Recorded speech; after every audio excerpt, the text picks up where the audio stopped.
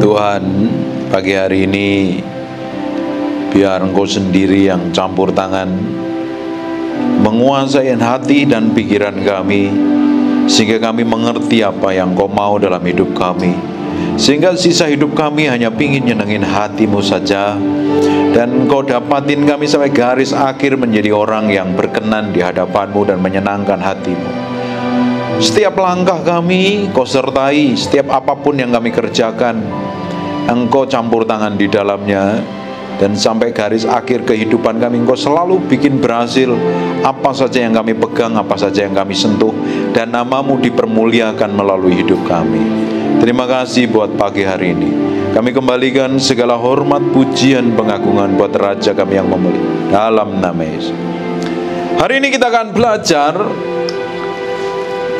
Saya mau kasih judul khotbah. Biasanya saya nggak pernah kasih judul khotbah. Judulnya sambat. Tahu sambat itu apa?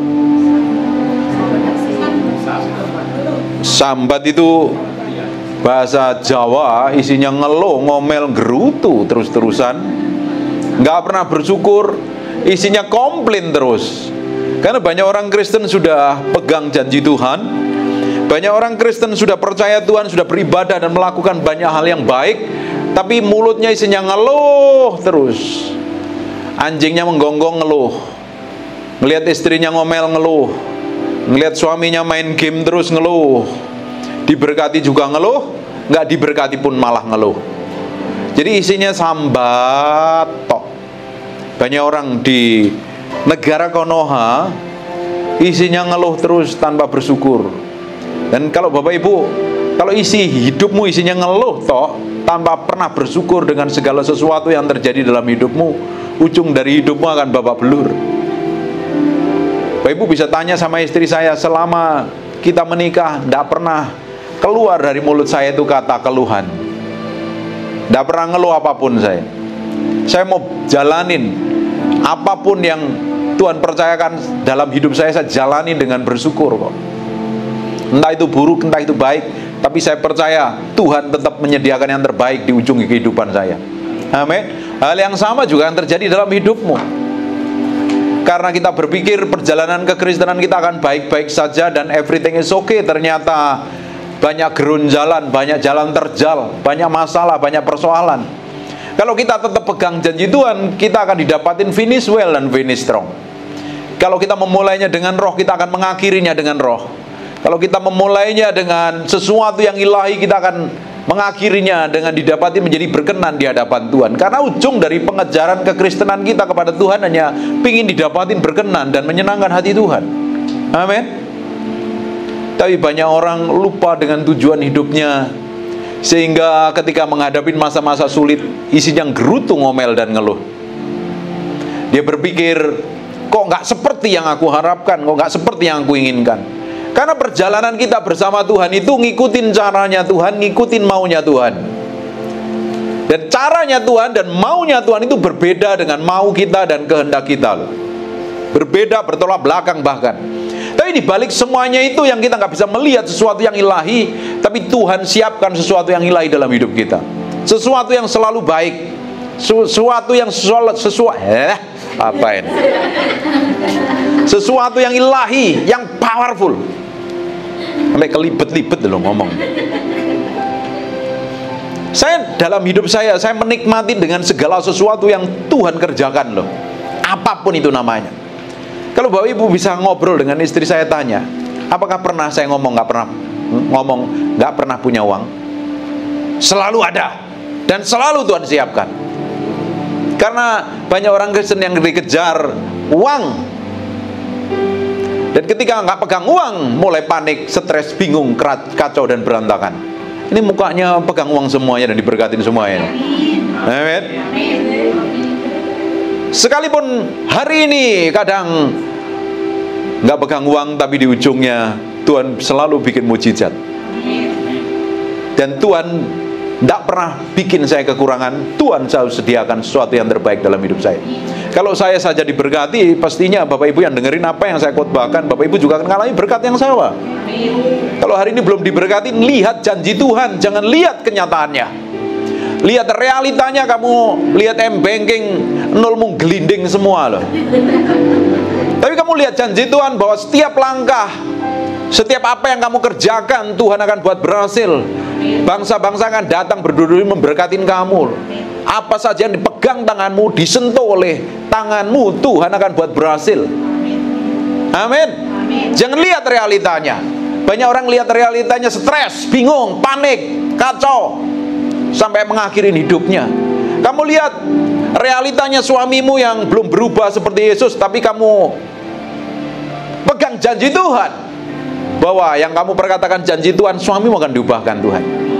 Lihat kenyataannya, mengharapkan sesuatu yang belum terjadi. Di dalam angan-anganmu kamu melihat pasangan hidupmu seperti Yesus, tapi ternyata kamu melihat dengan pandangan matamu seperti Yudas. Wow, itu akan mengecewakan loh. Lihat istrimu yang kamu pikir akan menjadi istri yang luar biasa bijaksana, tapi ternyata kelebihan kata-kata, terus. Tapi yang diperkatakan janji Tuhan, yang kita harus omongin janji Tuhan.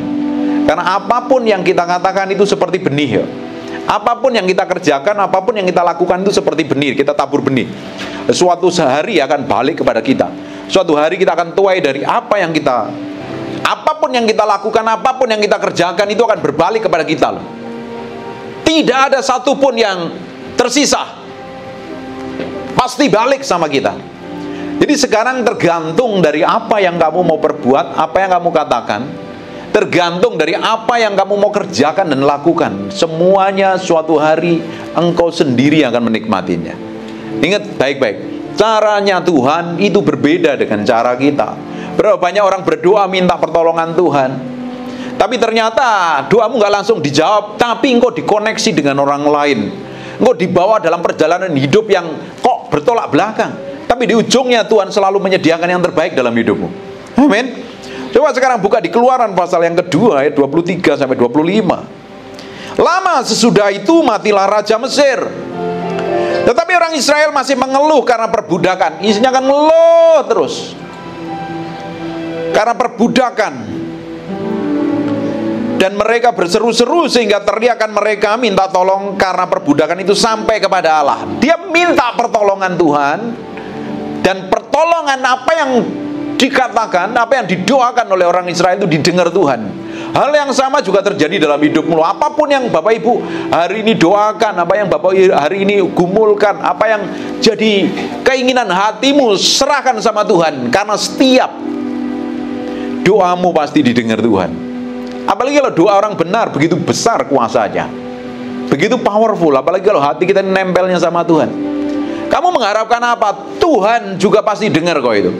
Lihat, Allah mendengar mereka mengerang, lalu ia mengingat kepada perjanjian dengan Abraham, Ishak dan Yakub. Kita ini menjadi milik Kristus, kita juga menjadi bagian yang akan menikmatin berkatnya Abraham. Maka Allah melihat orang Israel itu dan Allah memperhatikan mereka. Dia minta tolong sama Tuhan, Tuhan dengar loh. Apapun yang Bapak Ibu doakan, apapun yang Bapak Ibu inginkan, Tuhan dengar. Sekalipun Tuhan belum jawab, doa terus, setia terus. Saya akan sering kasih kesaksian. Saya jadi hamba Tuhan sudah lama sekali. Tahun 98 saya sudah jadi hamba Tuhan. Ya ada yang ngundang, belum tentu sebulan sekali, bisa beberapa bulan sekali waktu itu. Tapi orang kenal saya itu tahun 2021, orang baru kenal saya loh. Seluruh jagat raya baru kenal saya tahun 2021. Butuh proses yang lama loh. Yang saya pegang apa? Janji Tuhan. Apakah saya lemah dengan kejadian yang saya alami? Seakan-akan nggak ada pengharapan pada titik tertentu. Kadang saya dibawa ke dalam nggak punya pengharapan sama sekali kok. Kadang di titik terendah saya dibawa dalam posisi titik terendah kok. Saya pernah mengalami posisi itu. Apakah saya lelah? Apakah saya putus asa? Tidak pernah putus asa. Saya kejar Tuhan setiap hari. Saya pernah kasih perumpamaan sama istri saya. Ketika biasanya pada hari libur raya Idul Fitri, kalau di Amerika itu Thanksgiving, itu sama kejadiannya itu. Setiap orang yang dari luar kota pingin balik kampung kan. Benar apa enggak? Pingin, kecuali yang nggak punya kampung ya, nggak pingin balik kampung. Istri saya nggak punya kampung, kampungnya di Jakarta kok. Waktu itu kita pingin, saya secara pribadi pingin balik ke Malang waktu itu. Dan macet-macet setiap tahun kita pulang ya, nyetir sampai macet 2 hari pernah pokoknya macet terus. Sampai istri saya itu ngomong begini, loh kamu ini loh orang kok macet-macet kok tetap aja pulang kampung. Kenapa sih? Karena saya punya visi ketemu kampung halaman, ketemu orang tua di rumah. Dan perhatikan banyak orang kan setiap tahun kan selalu macet kan, di tolnya macet, apalagi sekarang ada tol Trans Jawa tetap aja macet kok. Tapi tiap orang kan pulang. Apakah dia di tengah jalan macet lah putar balik? Enggak loh, dia tetap jalan kok. Karena dia lihat apa? Tujuan akhirnya pulang kampung. Dia punya semangat sekalipun ngadapin tantangan. Kita pun yang kita harus lihat adalah janjinya Tuhan, bukan realita dan kenyataan. Tapi banyak orang kalau kita lihat kenyataannya, kita seringkali putus asa. Tuhan janjikan ini kok ternyata Tuhan belum digenapi. Saya sudah doa, jempalitan tengkurap gulung-gulung. Saya sudah puasa Daniel, puasa Musa, puasanya Esther, puasanya orang Niniwe, kok belum dijawab Tuhan. Apa ini yang terjadi? Apakah Tuhan gak peduli? Tuhan tetap peduli. Kalau hari ini Bapak Ibu belum melihat sesuatu yang Tuhan janjikan dalam hidupmu, kerjakan terus dengan setia. Karena prinsip kerajaan Allah, setiap ada perkara kecil, Tuhan akan percayakan perkara yang besar. Saya setia dengan apa yang saya kerjakan dan lakukan kok. Saya nggak ngelihat tantangannya, saya nggak ngelihat persoalan yang saya hadapi waktu itu. Ada momen tertentu benar-benar saya nggak ngerti apa yang harus saya perbuat loh. Bahkan sebelum Tuhan angkat kami, Tuhan bikin breakthrough dan terobosan, saya ngalamin masa-masa sulit yang berat sekali loh. Saya kan jadi hamba Tuhan, kok begini nih, bagaimana ceritanya Tuhan. Tapi ternyata Tuhan bawa loh itu untuk ngetes hati kita, melihat sampai kedalaman batin kita ini mencintai Tuhan apa enggak. Baik, bukan kelihatan baik-baik saja kalau di gereja, tapi realitanya waktu engkau ngalami masa-masa sulit, bener enggak kamu baik-baik saja dengan Tuhan. Bangsa Israel teriak minta tolong sama Tuhan dan Tuhan dengar. Sekarang kita akan lihat Tuhan janjikan kepada bangsa Israel untuk dibawa ke tanah perjanjian. Tetapi mereka benar-benar dibawa keluar dari tanah Mesir menuju tanah perjanjian. Dan di tengah jalan didapatin hatinya orang Israel ini tidak tertuju kepada Tuhan. Ternyata malah isinya seperti ini. Coba sekarang kita lihat ya. Kita lompat ke Bilangan 14 saja. Lalu segenap umat itu, ayat pertama, mengeluarkan suara nyaring dan bangsa itu menangis pada malam itu. Bersungut-sungutlah semua orang Israel kepada Musa dan Harun. Dan segenap umat itu berkata kepada mereka, sekiranya kami mati di tanah Mesir atau di padang gurun ini. Tadi kan minta pertolongan Tuhan, tapi ternyata jalannya Tuhan gak sesuai dengan pemikirannya orang Israel. Di tengah jalan, diisinya ngeluh, ngomel, gerutu. Karena dipikir kok seperti ini caranya Tuhan. Di ayat yang ketiganya, mengapakah Tuhan membawa kami ke negeri ini supaya kami tewas oleh pedang, dan istri serta anak-anak kami menjadi tawanan? Bukankah lebih baik kami pulang ke Mesir? Dia nggak pernah tahu bahwa Tuhan punya rencana ilahi dalam hidupnya. Dia lupa dengan tujuan Tuhan. Isinya ngeluh terus, isinya gerutu terus. Tapi sekarang kita coba balik lagi ke Ulangan 1 ayat 24 dan 27. Mereka pergi dan berjalan ke arah pergunungan, lalu sampai ke lembah Eskol, kemudian menyelidiki negeri itu. Ceritanya dia mau menyelidiki tanah yang dijanjikan Tuhan. Tadi kan di awal dia teriak minta tolong kan, karena perbudakan yang keras sekali kan. Dibawalah menuju tanah perjanjian lewat padang gurun untuk dimurnikan, untuk dipersiapkan. Karena dari budak, bagaimana bisa menghadapi orang-orang yang gede-gede seperti raksasa? Mentalnya mental budak kok. Makanya diizinkan perjalanan padang gurun, tidak langsung dijawab Tuhan. Bagaimana kerjaannya jadi budak tiba-tiba harus berperang? Nggak bisa, diizinkan Tuhan. Makanya kalau Bapak Ibu doamu belum langsung dijawab Tuhan, itu diizinkan Tuhan, supaya ketika doamu dijawab, engkau gak tinggi hati dan sombong belagu, merasa bisa, merasa mampu. Banyak orang masih merasa sombong padahal dia tidak bisa apa-apa. Harusnya kita belajar rendah hati kok. Kadang diizinkan padang gurun itu meremukkan yang di dalam kita, yang keras kepala, yang sombong, yang belagu, yang ngandelin kekuatan kita sendiri, yang merasa sok-sokan. Itu harus diremukkan supaya sejalan dengan apa yang Tuhan mau. Dan ternyata bangsa Israel dibawa keluar dari tanah Mesir, sekarang mendekati tanah perjanjian. Dia suruh mengintai. Maka mereka mengambil buah-buahan negeri itu dan membawanya kepada kita. Pula mereka membawa kabar kepada kita, demikian negeri yang diberikan Tuhan Allah kita kepada kita itu baik. Dia tahu loh apa yang dijanjikan Tuhan itu baik. Sekalipun kondisi kita nggak baik, Tuhan bukankah tetap baik? Bapak Ibu, baca seluruh firman Tuhan, isinya janji Tuhan. Itu janji bagianmu loh. Kalau lagi nggak punya uang, kalau lagi dalam kondisi titik terendah, baca Ulangan 28 ayat 1 sampai 14. Isinya kan berkat. Berkat itu jadi bagianmu. Jangan lagi stres baca Ulangan pasal 15 sampai 64. Pusing kamu nanti. Isinya kutuk semuanya itu. Tapi belajar semua yang Tuhan janjikan itu menjadi bagian milik kita. Semua janji dalam firman itu harusnya digenapi melalui diri kita. Tuhan mau itu. Dia Bapa yang baik. Kamu punya papi yang baik kan? Kalau kamu kira-kira butuh kebutuhan, beli sepatu, beli baju, papimu kasih nggak? Kasih. Itu papi yang di dunia loh.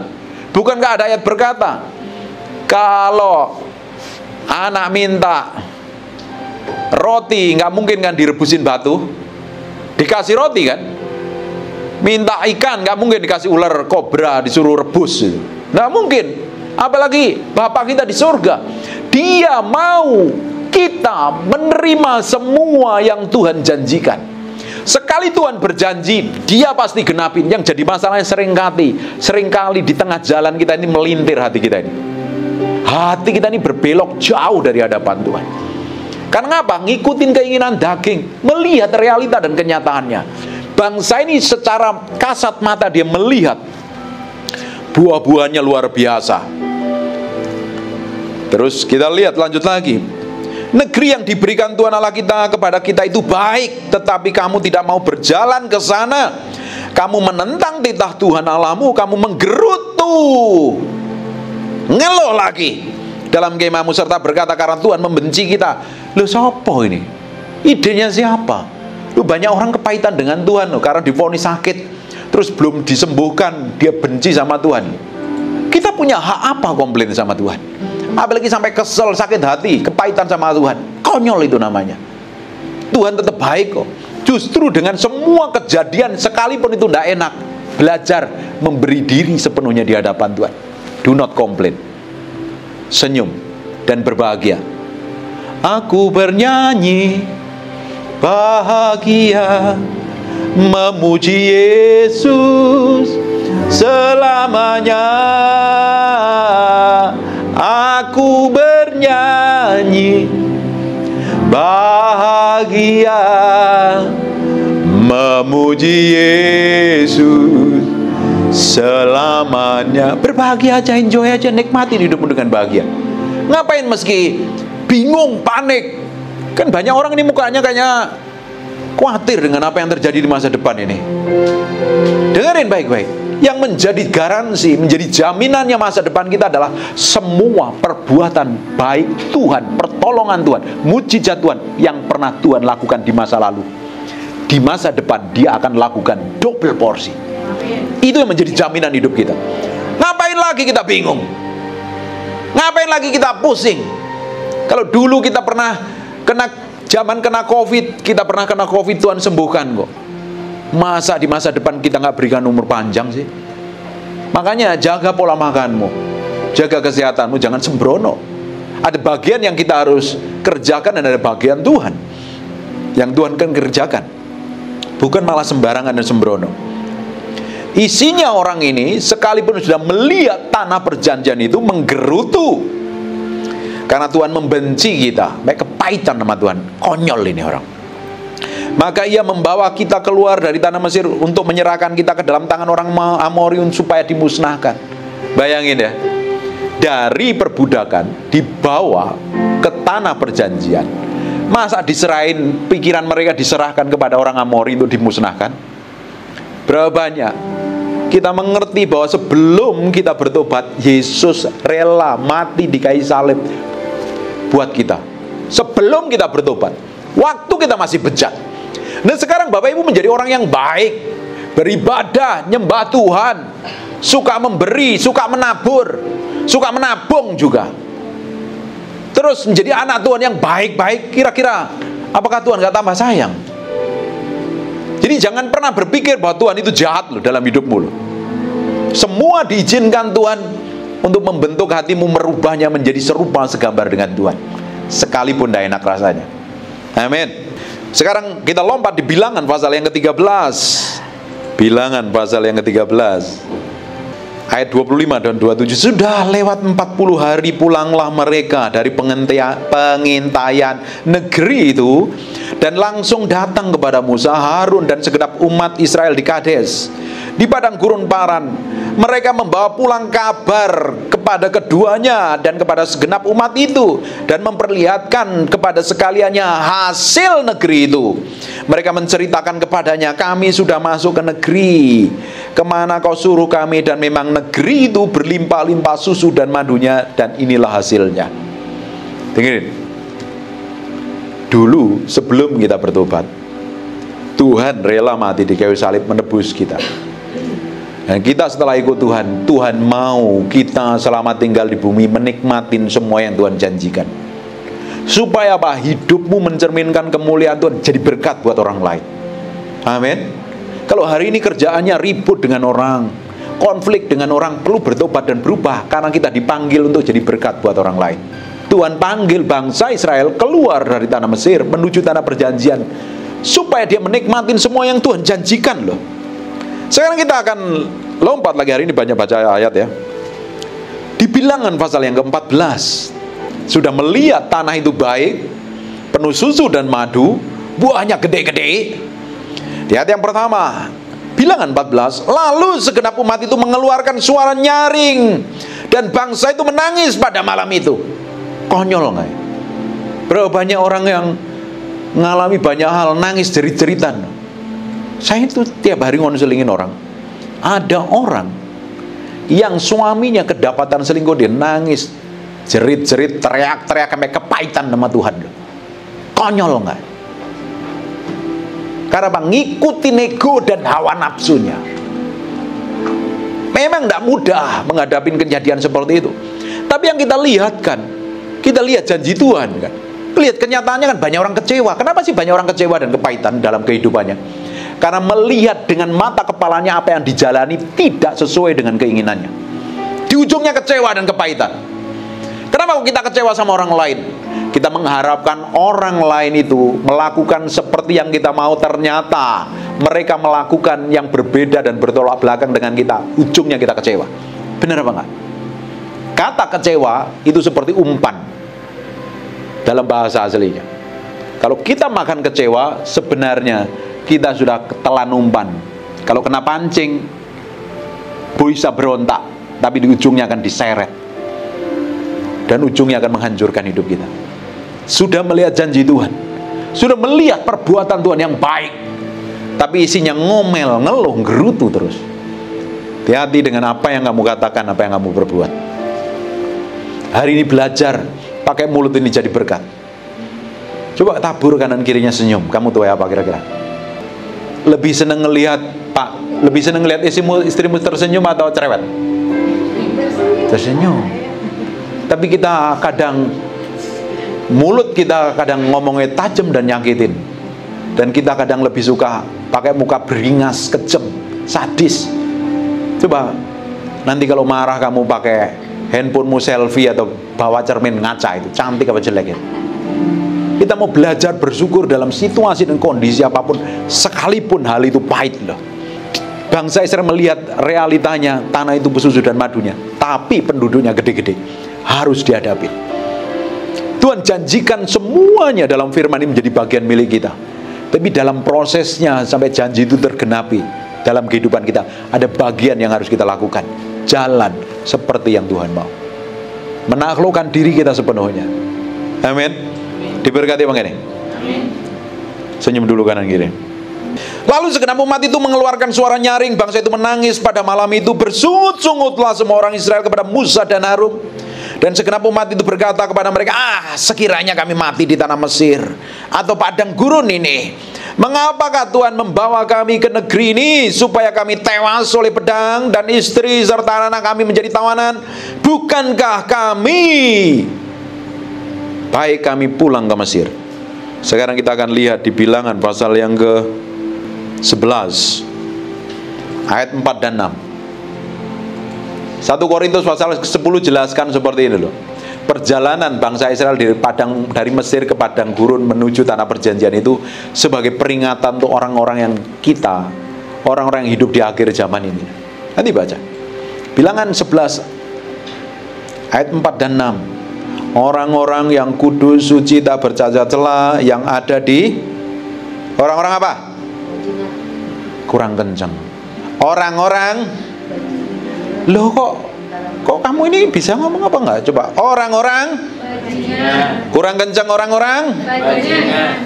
Kamu kalau kerjanya ngeluh, gerutu, ngomel, komplain terus, kamu termasuk golongan orang-orang bajingan, kata Alkitab. Coba lihat. Orang-orang bajingan yang ada di antara mereka kemasukan nafsu rakus, dan orang Israel pun menangis pula serta berkata, siapakah yang akan memberi kita makan daging? Kita teringat kepada ikan yang kita makan di Mesir dengan tidak membayar apa-apa, kepada mentimun, kepada semangka, bawang prei, bawang merah, bawang putih. Tapi sekarang kita kurus kering, tidak ada sesuatu pun kecuali mana saja yang kita lihat ini.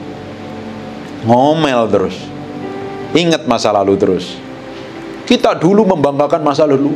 Tahu nggak aku masa mudanya? Masa lalu tinggal kenangan, tinggal sejarah kok. Karena hidup kita setiap hari menulis sejarah kok.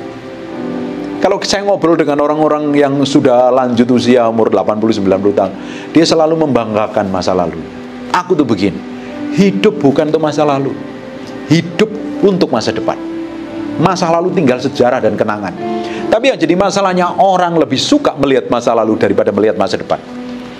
Coba orang yang ngadapin kepahitan, sakit hati, stres, bingung, kacau, kekurangan, melarat, miskin, dan menderita, lengkap kan itu? Lengkap semuanya. Kenapa? Yang diingat-ingatnya.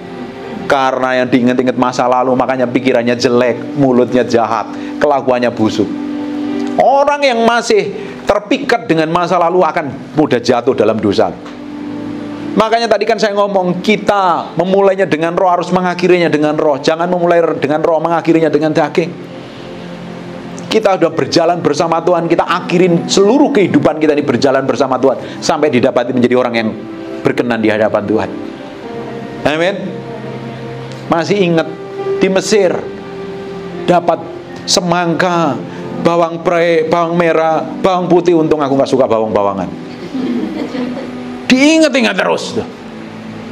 Berapa banyak orang yang ingat perkataan buruk orang lain, saya nggak bisa tidur.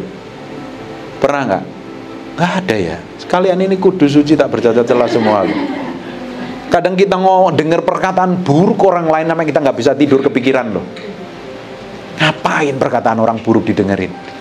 Kita lihat janji Tuhan kok. Bapak Ibu kalau mau ngerti firman ini kok jadi orang yang confident. Kamu bukan orang yang insecure, kamu bukan orang yang minder, tapi kamu tahu. Kalau ada orang ngomong, alah ini begini-begini, saya tahu saya orang diurapin Tuhan, saya orang kesayangannya Tuhan. Mau apa kamu? Ngerti gak? Bapak Ibu mesti ngerti posisimu di hadapan Tuhan seperti apa. Kalau ada orang ngomong keadaanmu, kondisimu apapun yang tidak sesuai dengan janji Tuhan, tolak dalam nama Yesus. Aku adalah orang yang diberkati, aku orang yang disayangi Tuhan, aku orang yang dipilih Tuhan, aku orang yang diurapin Tuhan. Amin. Masih membeli nggak kalau dengar firman kayak begini? Awas kamu sakit hati sama orang nih. Keterlaluan udah dikutbahin kayak begini, masih gampang kecewa dan sakit hati. Harusnya powerful dan strong. Orang boleh mengecewakan saya, tetapi Tuhan tidak pernah mengecewakan saya. Amin. Itu aja udah just enough. Udah lebih dari cukup itu. Ngapain kita meski stres, bingung, ruwet-ruwet, kepikiran sampai gak doyan makan? Kurus kamu nanti. Makanya, tetapi sekarang kita kurus kering, tidak ada sesuatu apapun kecuali mana ini yang kita lihat. Padahal diajarin Tuhan loh. Di ayat yang lain dijelaskan kenapa diizinkan perjalanan ke padang gurun, sedang mempersiapkan tentara. Tuhan sedang mempersiapkan pasukannya. Bapak Ibu sedang mengalami penderitaan apa hari ini? Tuhan sedang mempersiapkan sesuatu yang ilahi dalam hidup. Enjoy dan nikmatin saja. Sekarang kita lihat lagi. Balik ke Bilangan pasal yang ke-14. Kelakuannya orang kayak begini nih. Di ayat yang ke-10 ya. Di ayat yang ke-8 kita lompat dulu ayat 8. Jika Tuhan berkenan kepada kita, maka Ia akan membawa kita masuk ke negeri itu dan akan memberikannya kepada kita suatu negeri yang berlimpah susu dan madunya.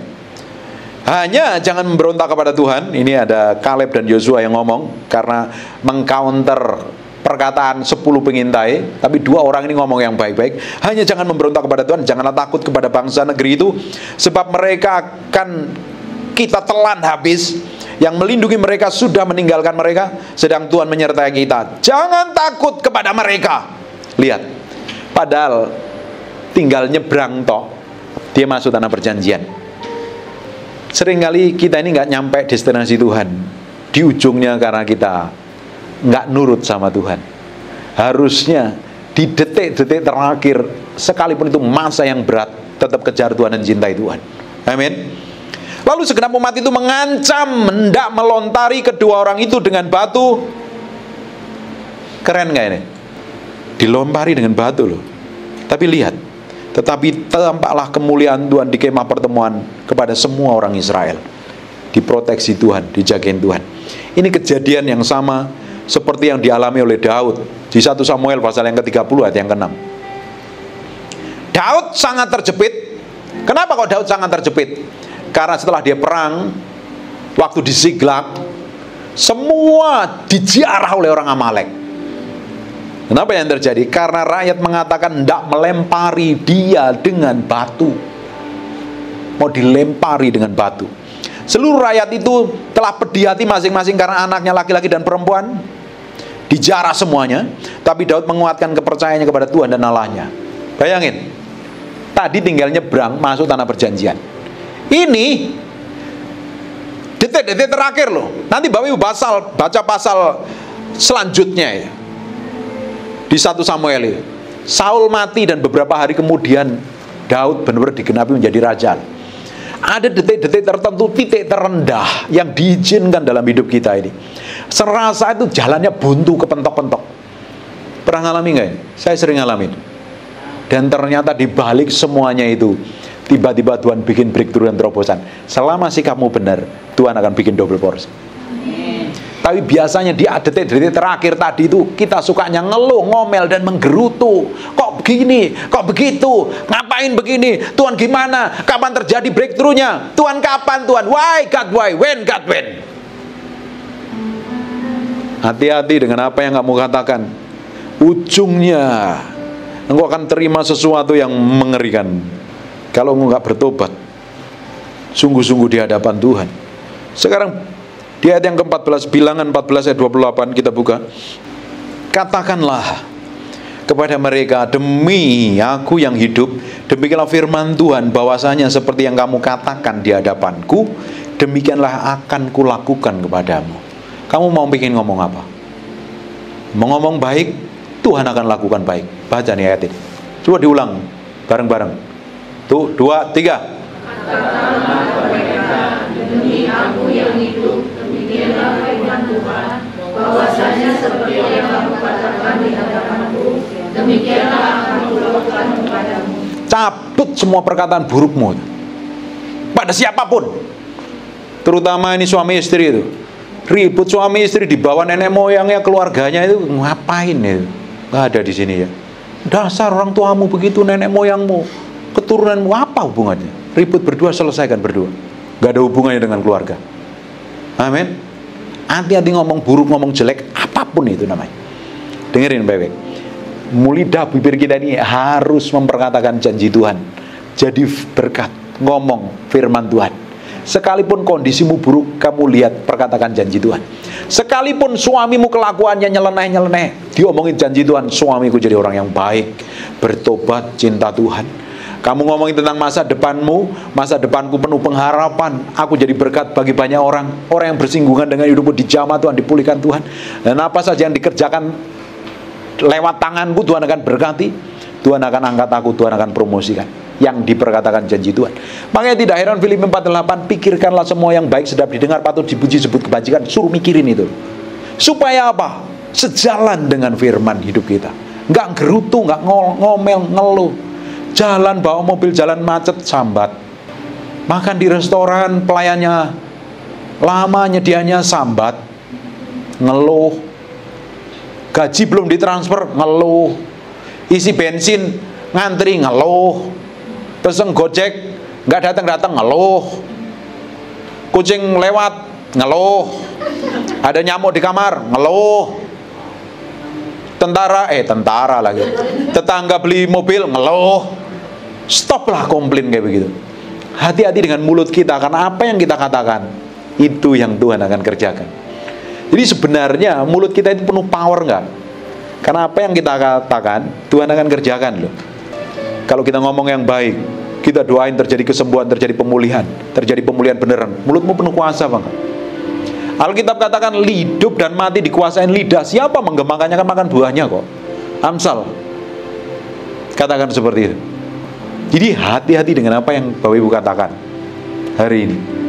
Katakan, saya orang diberkatin Tuhan.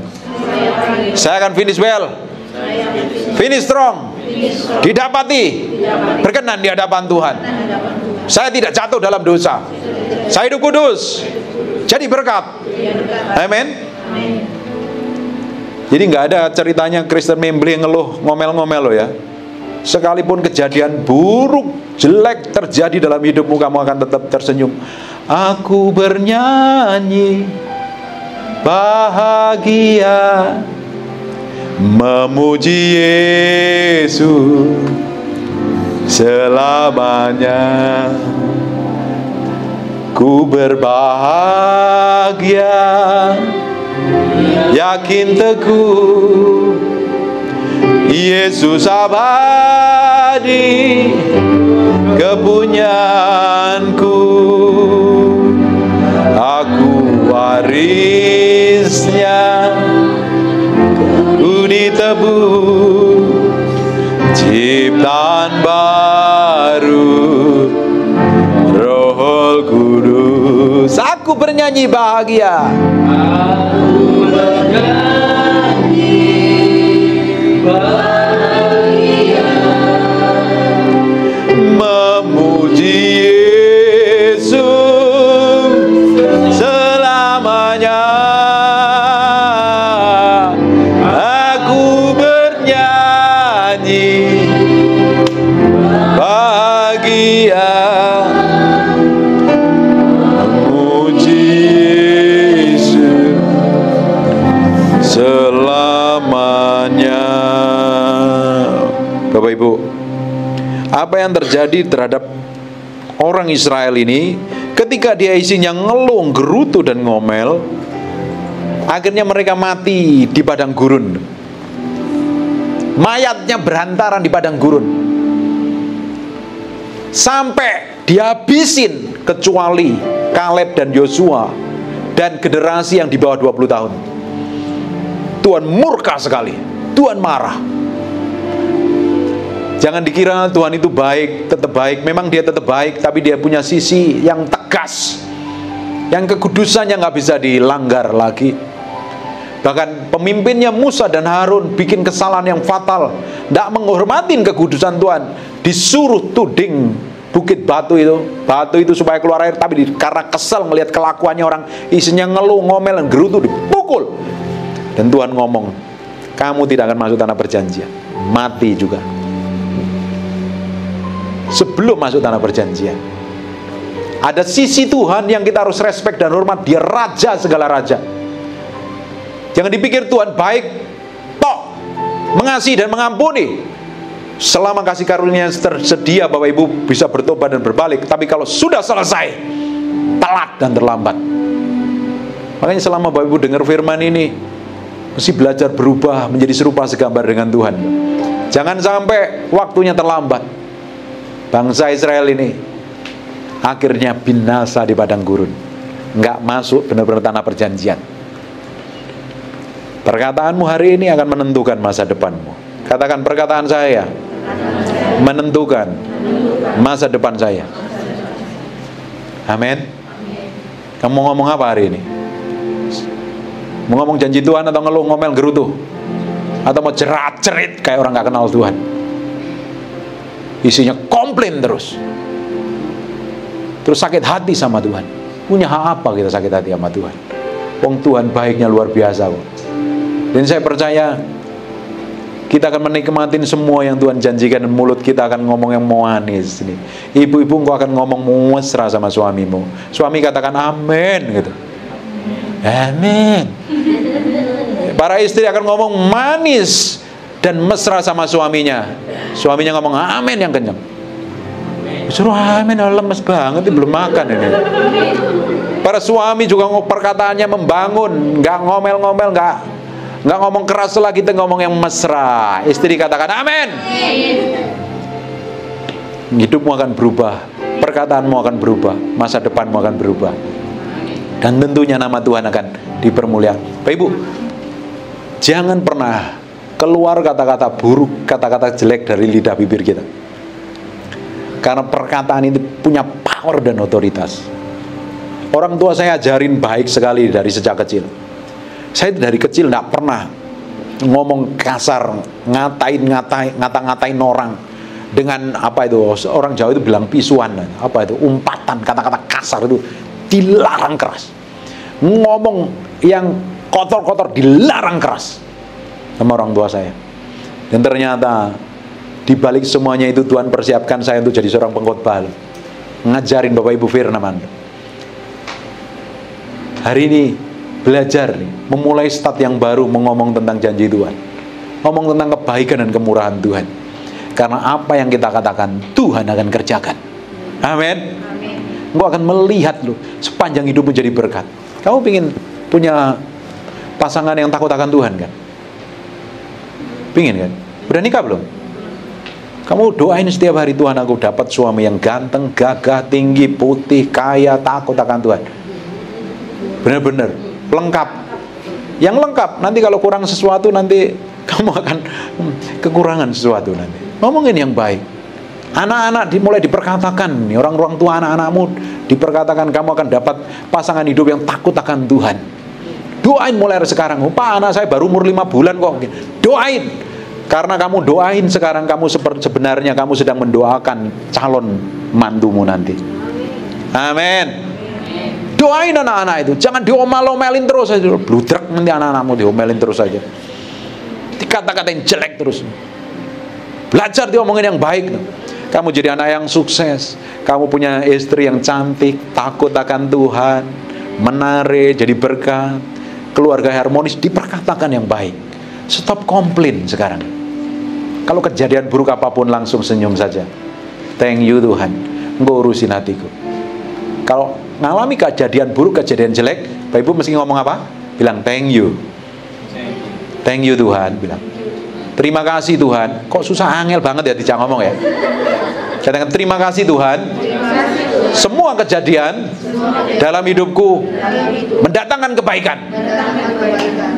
Nanti kamu prakteknya langsung tapi ketika kamu lakukan, kamu belajar melakukannya, kamu akan menikmati sesuatu yang ilahi, sesuatu yang Tuhan janjikan dikenapi dalam hidupmu. Amin. Bangkit berdiri sama-sama. Rabaka shikono mogu makiro mogo tapaka namamu maka rabaka shikini.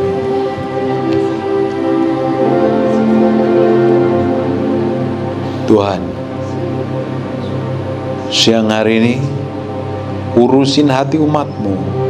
Engkau yang jamah,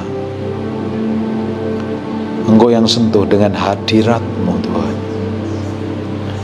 Rala bakasih kini Hiraboko sakana mama Rana masih. Terima kasih Tuhan, terima kasih Tuhan, terima kasih Tuhan, terima kasih. Ya Tuhan, ya Tuhan, urapan-Mu Tuhan turun dalam ruang. Urapan-Mu mengalir Tuhan. Yesus,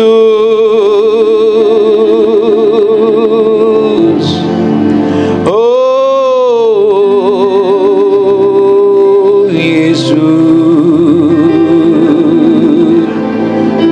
Tuhan aku aku berdoa, setiap orang dalam ruangan ini Tuhan jamah,